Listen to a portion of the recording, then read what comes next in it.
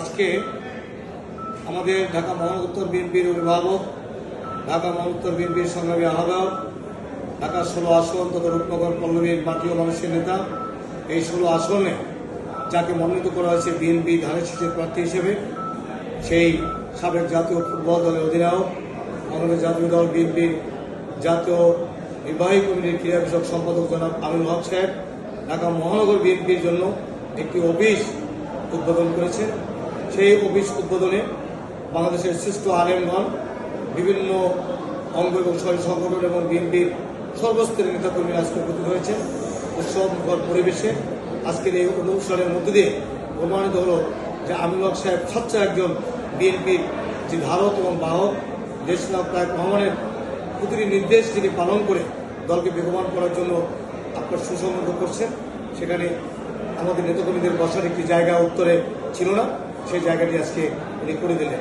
অতএব আমরা মহানবুল আলমের কাছে দোয়া করি, এমন একজন নেতাকে দীর্ঘদিন আমাদের মাঝে আপনার হায়াত দারাজ করুক, সুস্বাস্থ্য দান করুক এবং উনি যেন বিপুল ভোটে এবং এই অঞ্চলের সাধারণ মানুষ, সাধারণ জনগণ, কর্মী বান্ধব মানুষগুলো তাকিয়ে আছে 12ই ফেব্রুয়ারিতে বিপুল ভোটে বিজয়ী করে আমাদের নেতা জনাব আমিনুল হক সাহেবকে সংসদে পাঠাবে।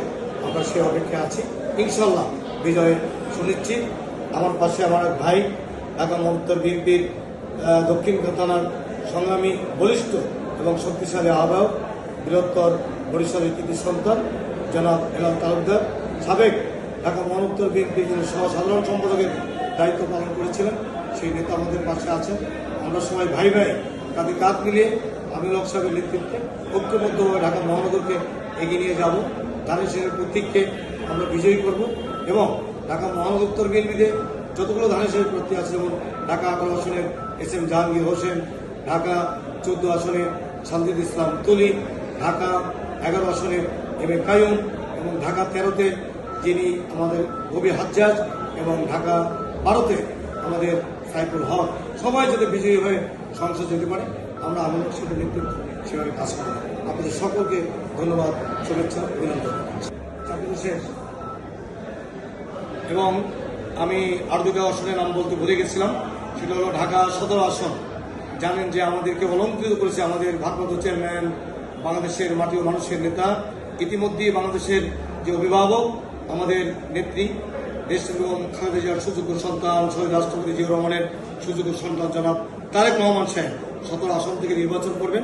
সেখানে প্রতিটি নেতাকর্মীদের মাঝে, সাধারণ জনগণের মাঝে নির্বাচনে যে আমেজ, সেটা শুরু হয়ে গিয়েছে এবং আশা করি 100-র মধ্যে 100 ভোট জনগণ তাকে দিয়ে বিজয়ী করে রাষ্ট্র ক্ষমতায় বসাবে এবং ঢাকা 15 আসনে আমাদের শফিকুল ইসলাম খান মিল্টন, তাকেও বিজয়ী করার জন্য আমরা দৃঢ় প্রত্যয় ব্যক্ত করছি। সবাইকে বিজয়ের বেশে সংসদে যাবে সে আশাবাদ ব্যক্ত করে সবাইকে আগামী ফেব্রুয়ারির 12 তারিখে সব ভোট কেন্দ্রে সবাইকে নিয়ে যেয়ে ভোট দিয়ে আমরা সবাইকে জয়যুক্ত করবো সে আশাবাদ ব্যক্ত করছি। বিশেষ করে আমিনুল হকের নেতৃত্বে আমরা ঢাকা মহানগর বিএনপি অত্যন্ত সুসংগঠিত এবং সুদৃঢ় এবং ভ্রাতৃত্ববোধে আবদ্ধ। সবাইকে ধন্যবাদ।